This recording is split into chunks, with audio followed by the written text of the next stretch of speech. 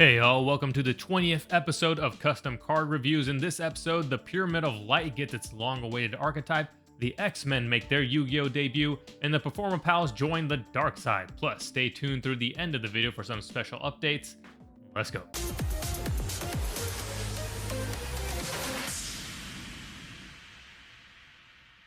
This submission is by Card-Majin, his third submission for the channel and a patron of the channel, so thank you for your long time support. This is support for the Sphinx / Pyramid of Light archetype, so for all you Yu-Gi-Oh! Movie fans out there, let's check it out. Starting off with Theanin, the greatest Sphinx fusion of Andro Sphinx and Sphinx Telia.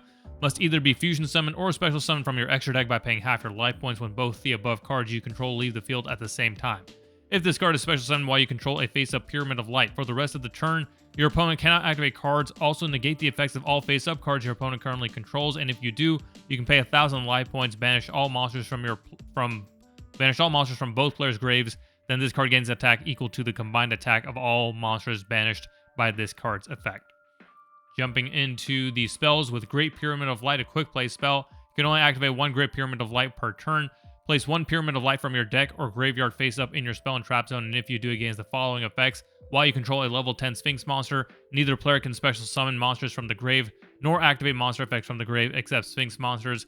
Once per turn, if you control no monsters, you can shuffle up to 2 cards from your hand into the deck, then special summon that many level 10 Sphinx monsters with different names from the deck, but its effects are negated until the end phase. If this card leaves the field, destroy all monsters you control. Next up, we have Offerings to the Light, a normal spell. Activate one of these effects. You can either add one Pyramid of Light or one card that specifically listed in its text from your deck, grave, or banishment to your hand, except Offerings to the Light. Or shuffle any number of level 10 Sphinx monsters from your hand into the deck, then draw the same amount of cards. If a Pyramid of Light and or a card that's specifically listed in its text you control will be destroyed by battle by an opponent's card effect while this card is in your grave, you can banish this card from your grave instead. Hard once per turn on Offerings to the Light, each effect. Sphinx 4, quick play spell. If you control Pyramid of Light, this card's activation effect cannot be negated. Target one level 10 Sphinx monster you control until the end of this turn against attack equal to the total number of monsters level in both players' graves times 200. And if it attacks a defense position monster, it inflicts piercing damage. Do the second effect, when your opponent targets a level 10 Sphinx monster you control for attacks, you can banish this card from your grave. Change all level 9 or lower monsters your opponent controls to face down defense. You can only use each effect of Sphinx Roar once per turn. Onto the traps. Question of the trial. Continuous trap. If you control Pyramid of Light, you can activate this card the turn it was set. If a level 10 Sphinx monster battles your opponent's card and effects cannot be activated until the end of the damage step. If damage calculation is performed involving a level 10 Sphinx monster at the end of the battle phase, you can target one monster in the grave, inflict damage to your opponent equal to half of its original attack. When a level 10 Sphinx monster is special summoned from your deck, monsters your opponent controls in the same column are changed to face down defense position. Monsters changed to face down defense position by this effect cannot change their battle positions.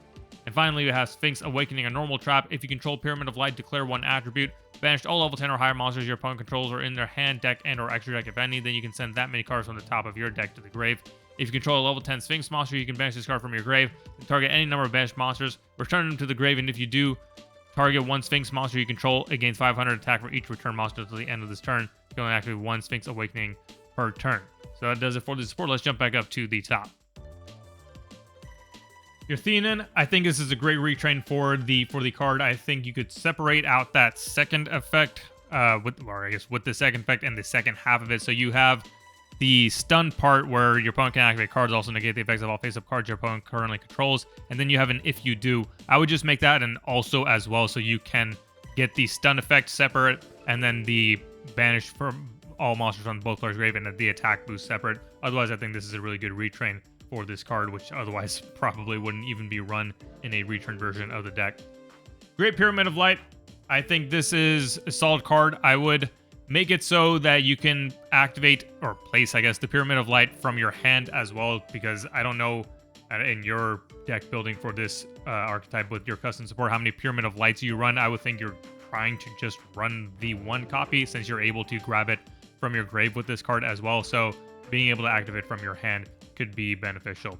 The last effect, I'm not sure what you're trying to gain here with destroying all monsters you can, like, it grants that effect to Pyramid of Light, and when Pyramid of Light leaves, it destroys all monsters you control. So it already does that for the Sphinx monsters. I don't know if maybe you're running some sort of engine that benefits from having the ability to destroy your own monsters, but if we're looking at just the archetype specifically, since Pyramid of Light already does that, it just kind of seems redundant to have that effect tagged along here as well. Plus, getting rid of that effect, it's not too many words, but you could at least save some space since this already has over 120 words as it is. Offering to the Light. So, again, another good solid search card for the deck. I think with the second piece of the first effect, where you say shuffle any number level 10 Sphinx monsters from your hand, you could also add or banishment. And the reason for that is kind of like what I was saying with Pyramid of Light. I'm guessing you're not running a playset of your Sphinx monsters, maybe 2 of each at most. I would think maybe you're trying to even minimize beyond that. So if they do get banished by Pyramid of Light, for example, having a way to recycle them could be beneficial, and this could be the card that allows you to do that. Otherwise, a solid card. Sphinx 4, solid first effect.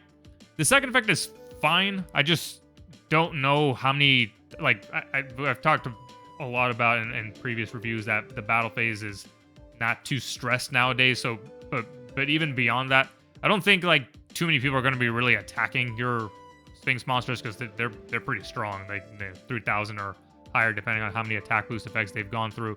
So I don't really think you're going to get much mileage out of this effect because people aren't really going to attack your monsters. So maybe if you wanted to just expand out on the condition for being able to activate this effect, like if it's targeted for an attack or by the effect of an opponent's monster, then you can activate that effect. Question of the Trial. I think all these effects are great card, good variety of effects and what it does. I would say that it is pretty high up there in terms of the word count, especially for a trap. Like I think when I counted it was like 116. I think that would be the wordiest trap in the game. So just something to consider. If we were to put something on the chopping block, I would consider either abridging one of the latter 2 effects or getting rid of this second effect of the damaging, according to a attack of a monster in the grave.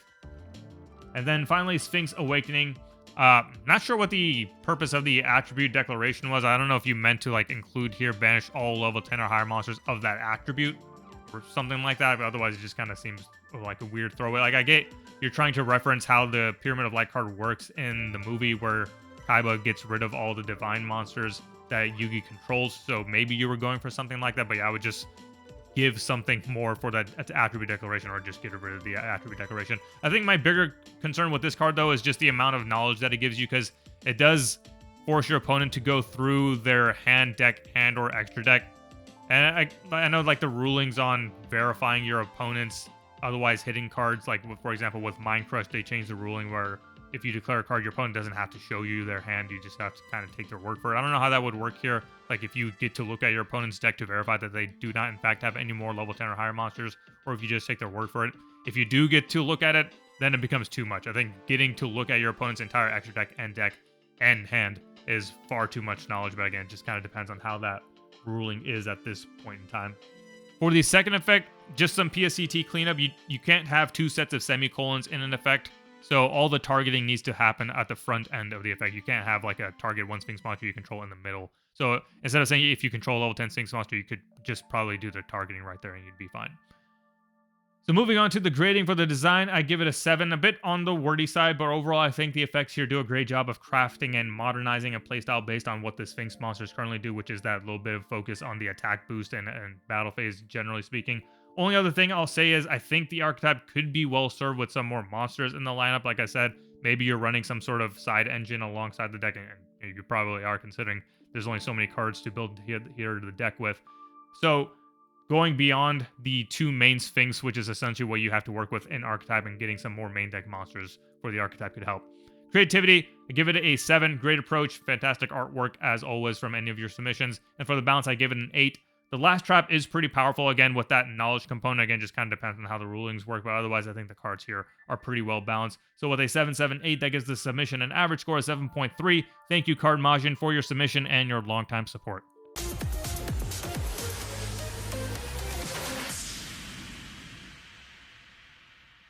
This submission is by ODRWolf. This is archetype based on the X-Men franchise. Got a bunch of cards here, and the submission didn't specify which ones to look at, so we'll go through a few and fear the rest, and we're going to jump over to the dueling book deck list since card images were not attached. So as you can see, the effects here are pretty simple. I might end up going through more than 10 here just because we're going to be able to breeze through them. So starting off with X-Men Cyclops, a level 5 warrior. When this card is normal or special summon, you can summon 1 level 4 or lower X-Men monster from your hand or deck. X-Men Beast, when this card is normal or special summon, add 1 level 4 or lower X-Men monster to your hand. X-Men Colossus. While in attack position, if the opponent's monster attacks, you can switch the attack target to this card. You can only use this effect of Colossus once per turn, and only that turn. X-Men Professor X, once per turn, target one monster your opponent controls, take control of it for the rest of the turn. X-Men Magneto, once per turn, when this card is attacked, change it to defense position. X-Men Nightcrawler, once per turn, when this card is attacked, move this card to a free monster zone. This card can only swap to each monster zone once for each zone this card switches to against 200 attack. X-Men Rogue, when this card destroys an opponent's monster by battle, gain life points equal to half the monster's original attack or defense, whichever is higher. X-Men Storm, once per turn, you can have this card's attack. This card can attack your opponent directly. X-Men Wolverine, during your standby phase, if this card is in the grave because it was destroyed by battle or card effect, special summoned, this card gains 200 attack each time it is special summoned this way. Let's look at some of the traps. Cerebro, normal spell. You can only play this card if you control a psychic monster. You can search your deck for an X-Men monster and add it to your hand. X-Jet Hanger, a normal spell. Target one X-Men monster in your deck. Add that target to your hand. You don't have to target cards in your deck. You can just add the X-Men monster from deck to hand. X-Mansion, field spell. The tributes required to summon any X-Men monster reduced by 1. All X-Men monsters gain 500 attack and defense. Power Drain. If X-Men Rogue is on the field, target an opponent's monster for the rest of the turn. That monster loses its effects and its attack points are 0. Loses its effects. Its effects are negated, I guess. Psionic Fusion, normal spell. Send one Professor X and Magneto you control to the grave. Special summon one Onslaught monster from your extra deck. This is treated as a fusion summon. And X Signal, a normal trap. If any X-Men monster is destroyed by battle, special summon a level 4 or lower X-Men monster from your deck. Let's jump over to the extra deck. X-Men Onslaught, a level 500. I think it's level 13. Must be a fusion summoned by Psionic Fusion. It cannot be summoned by other ways. This card cannot be destroyed by card effects. If this card attacks a monster in defense position, inflict piercing damage. If this card is destroyed, special summon Professor X or Magneto from your grave. X-Men Dark Phoenix must be special summoned by the effect of X-Men Phoenix and cannot be special summoned by other ways. This card can attack all monsters your opponent controls once each. If this card is destroyed, destroy all monsters on the field, and neither player can attack during the next turn. And then finally, X-Men regular Phoenix. Okay, X-Men Phoenix must be summoned by the benevolence of the Phoenix or its own effect and cannot be summoned by other ways. During your standby phase, if this card is in the grave, due to being destroyed, special summon it on this card's third resurrection. Special summon X-Men Dark Phoenix from your extra deck instead. So that does it for the cards. Like I said, I wasn't going to go through all of them, but I went through more than my regular 10 just because the cards are super short and I was able to breeze through them. I'm not going to comment too much on the individual cards other than like the brief things that I mentioned because the cards are super simple and straightforward. So just going to provide some more general feedback. One thing I will say for this archetype as a whole is that for archetypes based on some sort of source material, like in this case X-Men, it's worthwhile to try and align that lore of that story and those characters to the effects of the card. So for example, with your Wolverine, you did a good job on that because he has the power of self-healing, so he revives himself. Professor X has the brain control effect. Makes sense. More of that for the individual cards I think would be great. I think you did it for maybe like half of them, at least of what I was looking at. So just building on more of that type of lore influenced card effects. The other thing is that with archetypes, you really want to make the most out of the fact that it is an archetype. So having synergy beyond just a shared name. Like, yeah, you have the ability to grant attack boost or search out X-Men cards or special summon X-Men cards. I think tying more of that together to create more combos and toolboxing would work wonders for not just this deck, but for any archetype. So with all that said, onto the grading, I give the design a 5, a creativity a 5, and a balance a 7, giving the submission an average score of 5.7. Thank you, ODRWolf, for your submission.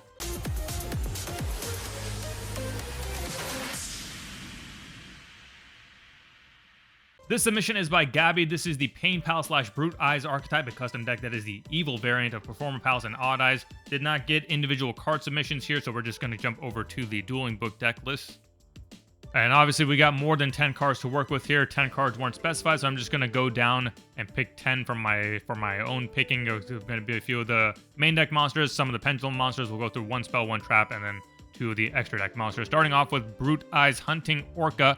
If you control a Brute Eye Synchro monster, you can special summon this card from your hand. When this card is normal or special summon, you can banish one card on your side of the field. If you do, add one Painpal non-tuner monster from your deck to your hand. If this card is used as synchro material for the synchro summon of a Brute Eye Synchro monster, you can have that monster gain the following effect once per turn. You can target one card on the field, either shuffle it into the deck or banish it face down. Next up is Brute Eyes Dragon. If your opponent special summons a monster or monsters, you can have this card gain 400 attack. When a monster would be summoned or a spell trap card is activated, you can have this card's attack negate the summon or activation, and if you do destroy that card, this card must have more than 1300 attack to activate this effect. Now we'll jump to a Painpal monster, Painpal Eagle, a level 1 winged beast. If you control no cards in your pendulum zones, you can discard 2 cards, including this card. Place 2 pendulum monsters, 1 Painpal monster, and 1 Brute Eyes monster from your deck in your pendulum zones. If this card is banished, you can banish 1 card in your pendulum scale, pendulum zone. You can only use each effect of Painpal Eagle once per turn. Painpal Training Mouse. You can banish the top 3 cards from your deck, special summon this card from your hand. Quick effect, you can tribute this card, special summon 1 banished Painpal monster or 2 Painpal monsters if your opponent activated a card effect this turn, assuming that means or 2 banished Painpal monsters. If this card is sent to the grave or banishment as synchro material, you can add 1 Brute Eye spell trap from your deck to your hand. You can only use each effect of the Training Mouse once per turn. Next up, we go into the Pendulum, starting with Painpal Kaleido Runner, scales of 0, the Pendulum effect. You cannot Pendulum summon monsters except Painpal or Brute Eyes monsters. This effect cannot be negated. I'm guessing you're referring to the previous one, but I think you might be referring to the next one. You can banish both this card and another card in the Pendulum zones. You can either banish 2 Painpal cards from your deck or add 2 Brute Eyes monsters from your deck, but you cannot special summon both this card and the card banished to activate this effect to the end of the turn or at all ever through the rest of the duel. Just specify there what you mean. Monster effect, if you control no monsters, you can special summon this card from your hand but banish it when it leaves the field. If this card is banished, you can place this card in your Pendulum zone, but it can't use its Pendulum effect the turn its effect was activated. Next, we have the Puppy Shark, a scale 10 Pendulum monster, Pendulum effect. You cannot Pendulum summon monsters except Painpal or Brute Eyes monsters once per turn. Quick effect, target 2 of your banished monsters. Shuffle the targets back into the deck. Then if you do, special summon 2 monsters with different names from your deck, but their effects are negated, and you can't summon monsters from the extra deck for the rest of the turn except Xyz and Fusion monsters. Monster effect, if you control a Water, Brute Eyes, or Painpal monster, you can target 1 monster your opponent controls, special summon this card from your hand, and banish the targeted monster face down. Just kind of run through how many waters do you have. Looks like 3, 4 if you include the Puppy Shark itself, so not too bad. Alright, going into the spells, Painpal Pain Train. Continuous spell. Once per turn, you can add 1 Painpal monster from your deck to your hand, then take damage equal to the attack or defense of the added monster, whichever is higher by your choice if tied. If this card is destroyed by your opponent's card effect, you can banish 1 Painpal monster from your grave. And then finally, for the main deck, the Trap, the Counter Trap, Painpal Counter Attack. If your opponent would activate a card or effect that would negate the activation of a Painpal spell trap or monster effect, negate the activation. If you do, banish it, then deal 1500 damage to your opponent. You can activate this card from your hand if you control a Brute Eyes monster. Alright, jumping into the extra deck, we have Brute Eyes Among Us Dragon. This is a level 8 Fire Synchro Cybers Painpal Tuner and 1 or more non-tuner monsters of the material. Once while face up on the field, when your opponent activates a card or effect, quick effect, you can negate the activation, and if you do, banish 1 card on the field up to 3 times per turn. When your opponent activates a card or effect, apply one of the following effects based on the type of card. You can only apply each of the effects once per turn. If it's a monster, you can banish that card, and if you do, banish 1 monster with the same name as the banished card from your opponent's deck. Spell for the rest of the turn, deal 1000 damage to your opponent each time an opponent's spell effect resolves, and trap, negate all other trap effects on the field until the end of this turn. And then finally for the 10th card, the Xyz rank 4 Painpal Superstar, comprised of 2 level 4 Painpal monsters once per turn. You can detach 1 Xyz material from this card, take 1 Painpal monster from your deck, and either add it to your hand or banish it. If a Brute Eyes monster is special summoned to your field, you can special summon 1 banished Painpal monster. You can only use this effect of Painpal Superstar once per turn. Jumping back up to the top for the review, starting with the Hunting Orca. The last effect is super strong, so when it's used as a synchro material, that synchro monster gains the ability to target a card on the field and either shuffle into the deck or banish it face down. One, I would say that if you're going to stick to this power level, then just pick one. Shuffle into the deck or banish it face down. Both of those are very powerful. I don't think you need the variety there, considering how powerful it is. But as my recommendation almost always is, just do a destruction, banish at best, and I think you'll be fine here. The Dragon. Nasty effect. It's balanced out by the fact that it's a level 7 that doesn't have any summoning ability of its own. It didn't look like, at least of the 10 cards that I happened to pick out, there were too many effects that allow you to summon this guy. I think I saw 1 from what I can recall. So I think overall it's probably fine to have this effect, even though I think it is a pretty strong effect. The Eagle. The Eagle, I think this is just... I think this is busted. Like, I know the double search has become pretty prominent as of late, but I think the ability to just directly place 2 pendulum monsters from your deck into your pendulum zones is a little beyond that power that Konami has established with the double search. So I would say find a way to just make this a single search, or find a way to balance out the fact that you're getting a double search. The training mouse. Yugi Boomer and me, like self-summoning a level special summoning a level 1 monster from your hand has always just been like a thing that shouldn't be done. And I feel like a lot of decks can probably take advantage of the fact that they're banishing 3 cards off the top of their deck, but maybe it's fine. I guess I'll default to the comments here. Otherwise, I think it's a solid card. It has the ability to set up your banishment for some of your other plays. The other 2 effects, at first I thought like you could just tribute it and you would get the special summon, and then also you would get the search, but the search only comes from using it as synchro material. So I think you did a good job of balancing out which of these effects that you would be able to leverage.